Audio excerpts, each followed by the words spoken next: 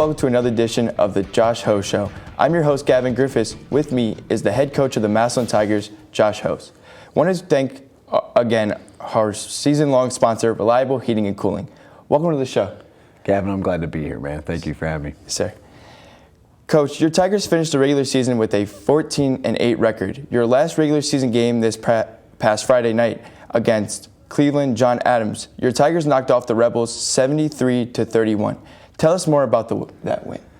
Well, senior night, it was one of those last end of the season games that you just want to get through healthy and get a W and send your seniors out the right way. And so it was a little bit of a weird game. There was like a lot of delays. The refs met over a couple of different calls and different things that were going on. Chris Knight had an injury, a minor injury, like a foot, sprained something in his foot early in the game, so we took him out precautionarily.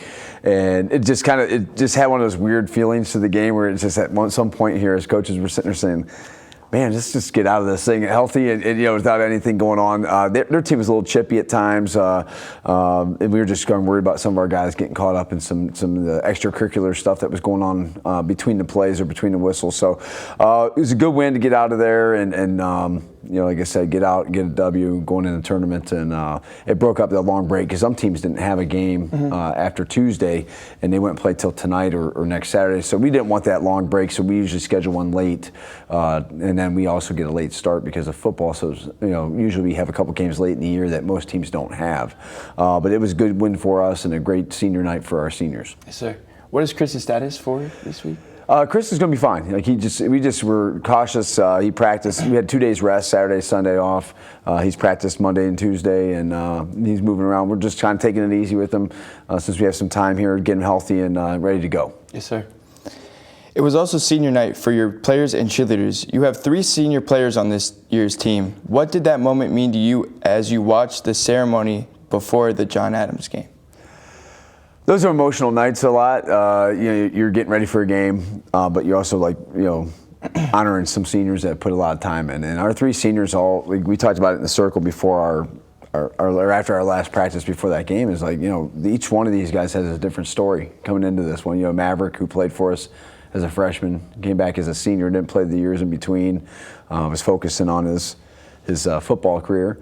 And that worked out well for him. But Mav has been a great addition to this team. And then, you got Logan Spiker, who Logan didn't make the team his freshman and sophomore year and served as a manager his sophomore year. And Logan's been through a lot and just, off the court and on the court. So for him to come back last year as a JV player, and then earn a spot towards the end of the year to dress for us and just bring a lot of energy to practice and to the bench every day. And then this year serve as a captain. It was awesome to see that for him and for him to get his start and just his first career start for us was really special. And then Dre's had just a unique story journey to get here. Freshman year was with us, came up from Dover, had his season cut short with transfer rules and whatnot, and then wasn't with us sophomore year. Came back junior year and was a total different kid, and he was starting some games for us, but just brought a ton of positivity and energy. This year serving as a captain, and Dre's had some tough times on and off the court, and just has been such a leader for us as a senior. So to honor those 3 was really awesome. I appreciate each one of those kids and respect what they've been through to get to that point. Yes, sir. The Tigers your team finished the regular season on a 2-game win streak. Does that little bit of momentum potentially carry over into the tournament play this week? Absolutely. We definitely, I think the Glen Oak game was a big one for us. I think Dre mentioned something after we lost to Lake, and Lake played really well when we lost to him. And they've come on strong once they got a chance back here recently. But, just had a really bad feel to it. And he made a comment about we hit rock bottom. And I give this team credit because I feel like you have a choice at that point, just stay on rock bottom or do you push off and kind of like hitting the bottom of a deep pool. Do you stay down there or do you push off the bottom and push yourself back to the top? And I felt like our kids responded well. So that definitely builds momentum going into the tournament. With the game tonight that we're going to go watch to find out who we're going to play. Definitely excited to have a 2-game win streak and some momentum going into the tournament. Sure. The Tigers finished with an impressive 8-3 record at home this season. In your opinion, does high school basketball have the highest rate of home court advantage compared to any other sport? Oh, that's a good question. I don't know. That would be. I think there is a level to that, maybe with shooting, the confines of a home court. I know that there's some different courts that have different backgrounds. You think of the field house. When I was coaching girls at Worcester, was always a different background for us because the one hoop had a little depth behind the hoop that you didn't have a wall right there, so it took some adjusting to get used to that. So, you have different sized courts and different environments. So yeah, I could see that because in football, every field's 100 yards, and Youngstown Ursuline, for example, go up there. That court's like 100 feet. And longest courts are 94 feet, so it's a little bit longer than normal courts. But then yet you go and play somewhere else that has a little bit of a shorter court, and so definitely I could see that being an advantage for across the board for home teams. In a moment, we'll meet with a Tiger player.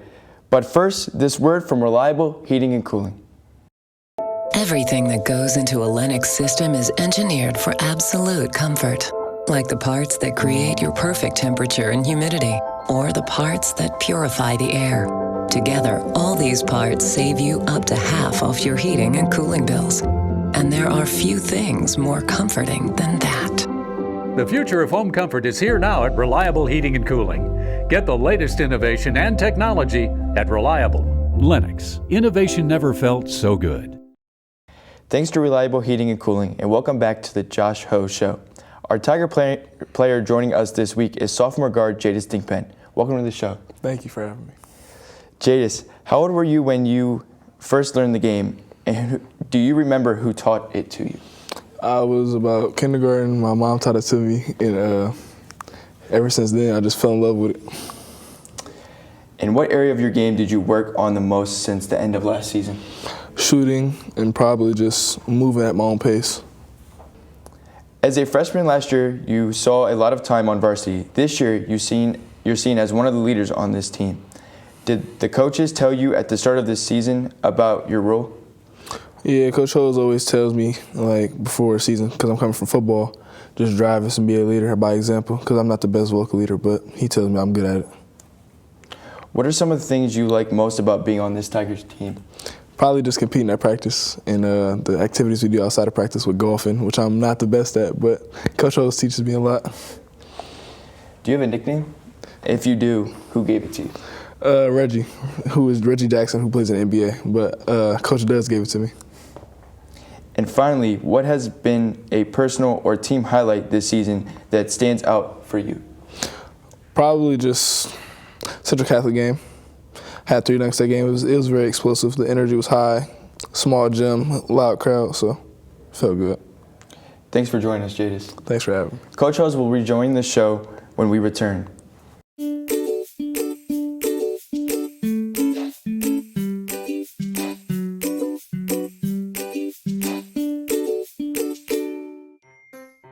Hello, and welcome to the Stark County Humane Society. Today we're going to give you a few pointers when considering adopting a new furry friend.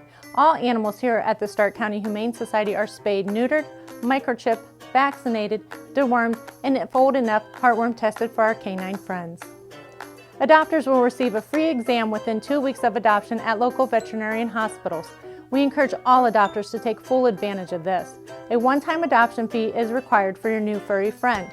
When you adopt, you get an awesome adoption packet that includes treats for your new fur baby and savings for you. But this is not where the cost of adoption stops. Did you know the average cost of an animal like a new puppy or kitten can cost up to $500 annually? This includes annual veterinarian visits, preventative care, and everyday supplies like crate, litter, food, toys. But I hope this doesn't scare you away. Adopting an animal is a huge responsibility and a commitment. Please take the time to consider the cost of adopting a new pet into your family today. I hope to see you soon at the Stark County Humane Society. Please visit our website or visit us on social media for more information.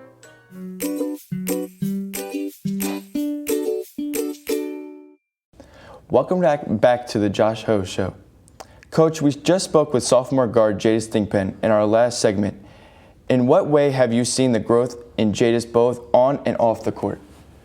Well, Jadis has been an amazing player for us the last 2 years. Think about a freshman coming in halfway through his freshman season and becoming a starter and earning that spot through some really good performances. But I think we go 10-4 down the stretch with him last year as the starting point guard. And then you go into this season coming off of a late football run, so he's not around us all fall. A little bit of a slower start, but he's had some really big games for us. Like you think a 32-point game against Glen Oak, I believe a 28-point game early in the year against Warren. I'm trying to think of a couple other ones. He's the Central Catholic game. He had an explosive game, and just played a really good floor game. And so, I mean, he brings a lot to the table there. Maturity-wise, I've seen him physically grow. Off the court, he's made strides there. It's just as far as the student of the game, student in the classroom, et cetera. So, we're seeing a lot of growth from him. And I have to remind myself sometimes he's a sophomore. Some of those guys that were playing are freshmen, they're sophomores. We talk about some of our mistakes and it's immaturity, and I don't mean that in a negative way. It's just experience. So, what I mean? And so these guys are put in different spots that aren't normal for kids at their age to be doing it and had the success they've had. And sometimes that's unfair to kids because we start to expect that every time out. You start to have that high expectation of them and treating them like seniors and juniors. And they're not there yet. But I know that holding them to that high standard will help them down the road. And Jadis is a kid that just has a huge ceiling for us and for this program. This year's sectional district tournament gets underway tonight, but your team has a bye in the first round. Your Tigers will play their first game this Saturday night at 7 p.m. You will either face Warren Harding at home or go to Barberton. How do you go about preparing your team when you don't know who you will be matched up against? That's a really good question, and it's difficult because you don't want to start guessing about who you're going to play. You start to speculate and you start to look at tendencies, but we've looked at things, and I know the coaches, like Smitty and I went and saw Barberton last week, see some similarities to other teams we played, so you kind of have an idea in head, and then we played Warren earlier in the year, and so we kind of understand them as well. The big thing there is I think this time of year, as a coach, you start to and I've read some things about this, you start to think about throwing in some wrinkles and throwing in some new stuff. And really, they say this is the best time of year just to kind of stick to what tighten the screws a little bit and fine-tune some things and go in there so kids' minds are fresh and they're thinking about things they already know. They're not trying to think of new concepts and new ideas. So the first couple of days of practice, well, like I think I told you earlier, we took Saturday and Sunday off. Just to rest, because we don't play till Saturday. So this point of year, rest is huge. And then we got after it Monday and Tuesday with just going back to doing some things that we need to work on and shooting a lot. Coach West took them through, and Coach Williams took them through some shooting yesterday. I think this time of year, the fundamental stuff is really important because I think a lot of games come down to, making your close shots, your foul shots, your open looks, executing things, to a perfection. So, that's kind of how we prepared, and we'll get ready for those teams. Like I said, we kind of have a plan in place for each one, but we don't want to get into that until we know exactly who we're facing. Who could you compare Barberton to? Barberton, in comparison, I think one of the coaches said they play similar to like a Glen Oak. Mm-hmm. They're not as big, or maybe as you don't have like a Lipkins type kid, but they have a similar style to like a Glen Oak, which obviously we just played recently. I think that's one of the reasons we selected that bracket is because of the similarities of style of teams we've played, and they match up similar to us, and they play a similar style that we like to play. When you look at tournament bracket, your team is in Garfield Heights, is the highest seed team. They are a 3 seed. You must like your team's chances to advance if you guys can get on a bit of a run.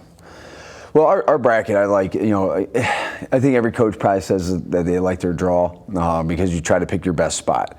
And you're at the mercy of like where other people jump in there and who you're behind, et cetera. So they go in again with a plan, but then you're kind of at the mercy of, where everything else falls. So we kind of ID'd 10 different spots we could go, and we picked some teams we thought had good matchups and some teams we didn't think we matched up well with. And to be honest, we tried to avoid teams with a lot of height because we don't have a ton.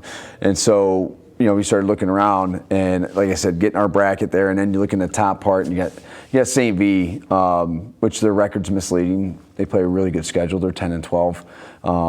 And then you have North Royalton, just that we would maybe possibly run into in a district matchup.